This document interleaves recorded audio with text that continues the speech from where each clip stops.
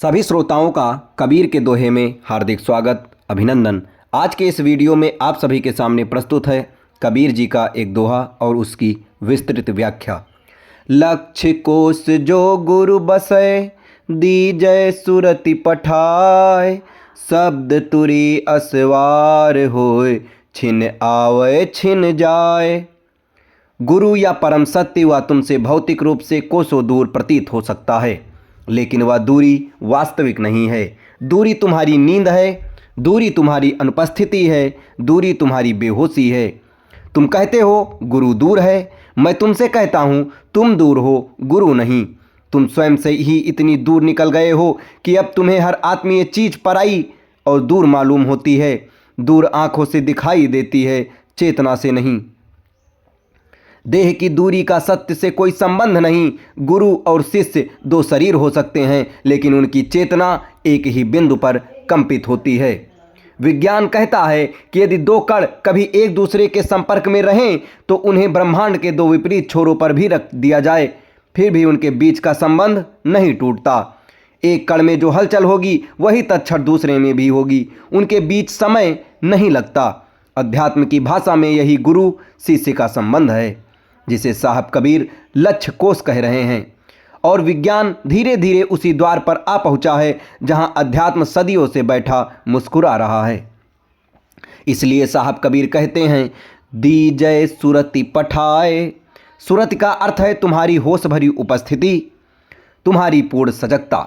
अभी तुम्हारी चेतना बिखरी हुई है, कभी धन में, कभी पद में, कभी भविष्य में, कभी अतीत में। तुम कहीं भी पूरे नहीं हो। गुरु तक पहुंचने के लिए किसी भौतिक यात्रा की जरूरत है नहीं तुमको।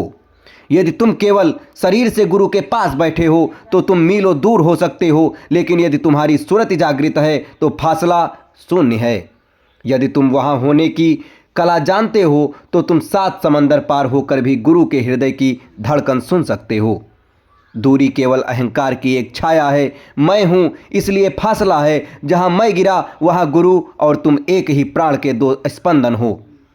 जैसे ही तुम अपनी सजगता को अंतर्मुखी करते हो, तुम पाते हो कि जिसे तुम लाखों कोस दूर समझ रहे थे वह तो तुम्हारी श्वासों से भी करीब था।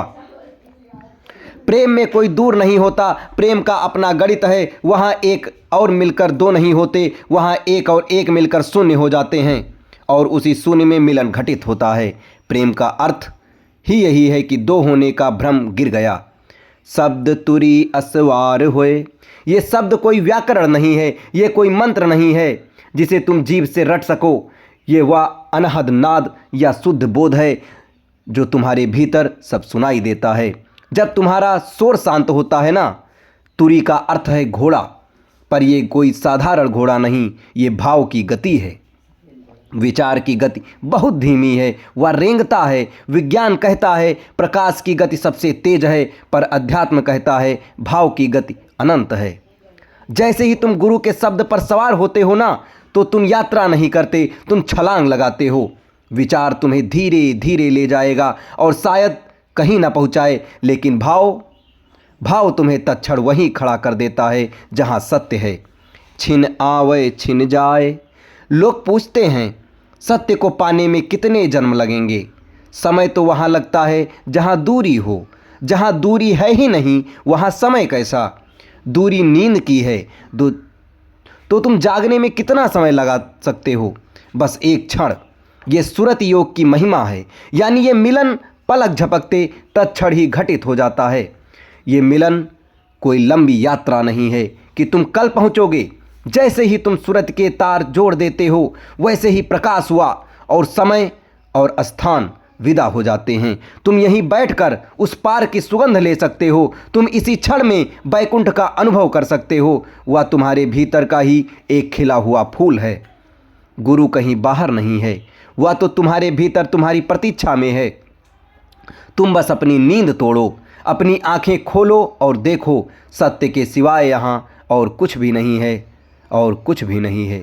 दोस्तों, ये दोहा और इसकी विस्तृत व्याख्या आपको कैसी लगी कमेंट बॉक्स में ज़रूर बताएं और हमारे चैनल के साथ बने रहें। धन्यवाद।